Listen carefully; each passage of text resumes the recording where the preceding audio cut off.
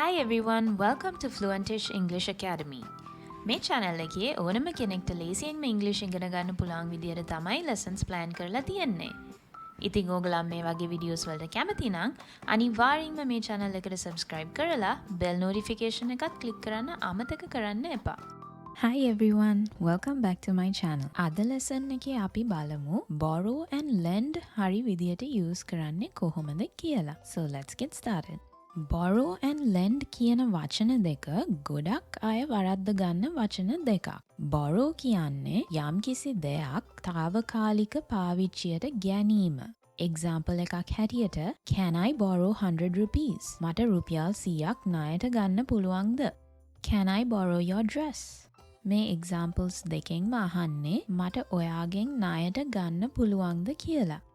එතකොට lend කියන්නේ යම්කිසි දෙයක් తాවකාලික පාවිච්චියට වෙනත් කෙනෙක්ට දීම. නැත්නම් සීමිත කාලයක් සඳහා වෙනත් කෙනෙක්ට දීම. Examples හැටියට Can you lend me 100 rupees?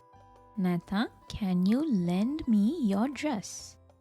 මේ examples දෙකෙන්ම අහන්නේ මට ණයට දෙන්න පුළුවන්ද?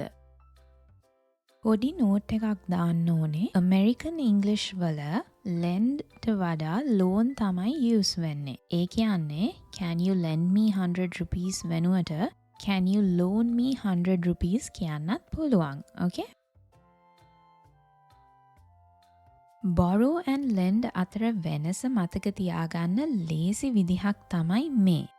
ඔයා borrow කරාම නැත්තං ණයට ගන්නා ඕනෑම දෙයක් ඔබ දැසට ගමන් කරයි. ඔයා lend කරාම නැත්තං ණයට දෙන දේවල් ඔබෙන් ඉවතට යනවා. Okay? හරි එතකොට borrow කියන්නේ regular verb එකක්.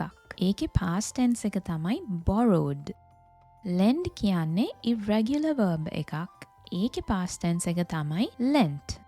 Examples හැටියට I borrowed 100 rupees from Tom. මම Tomගෙන් රුපියල් 100ක් ණයට ගත්තා. I lent 100 rupees to Jane. මම Janeට රුපියල් 100ක් ණයට දුන්නා.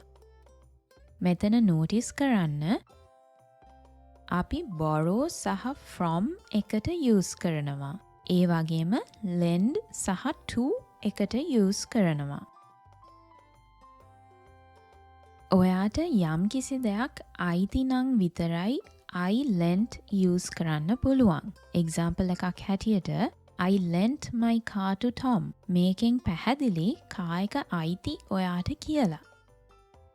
I borrowed Tom's car for the weekend කිව්වොත් car එක අයිති Tomට. Okay? දැන් ගොඩක් අය වැරදියට අහන දෙයක් තමයි Can you borrow me? මතක තියාගන්න අපිට borrow me, borrow him, borrow you කියලා කියන්න බැහැ. Example එකක් හැටියට අපි කියමු ඔයාට යාළුවෙක්ගෙන් පොතක් අවශ්‍යයි කියලා. ඒ අවස්ථාවේදී අහන්න පුළුවන් දේවල් තමයි Can I borrow this book? නැත්නම් Can I borrow this book from you? නැත්නම් Can you lend me this book? එතකොට යාළුවාට කියන්න පුළුවන් දේවල් තමයි Sure, you can borrow it. නැත්නම් Sure, I can lend it to you. ඒක නිසා කවදාවත් I can you borrow me කියලා කියන්න එපා. Okay? හොඳට මතක තියාගන්න අපි lend and borrow use කරන්නේ අපි කතා කරන දේ. ඒ කියන්නේ සල්ලි, ඇඳුම්, වාහන ටික වෙලාවකට පසු ඒ දේ අයිති කෙනාට ආය ලබා දෙනවා කියලා කියන්න අවශ්‍ය වුණාම ඒ කියන්නේ Can you give me 100 rupees කිව්වොත් ඒකෙන් අපි අහන්නේ මට රුපියල් 100ක් දෙන්න පුළුවන්ද?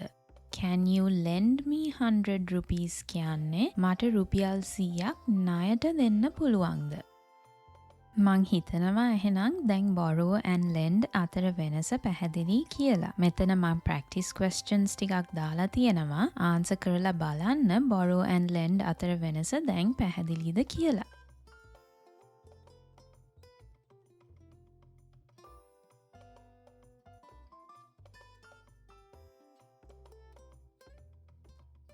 එහෙනම් වෙනද වගේම මේ ලෙසන් එක යූස්ෆුල් වුණා නම් ලයික් බටන් එක ක්ලික් කරලා මේ වගේ තවත් ලෙසන්ස් වලට එකතු වෙන්න ඕනේ නම් channel එකට subscribe කරන්න අමතක කරන්න එපා. Thanks for watching. Bye.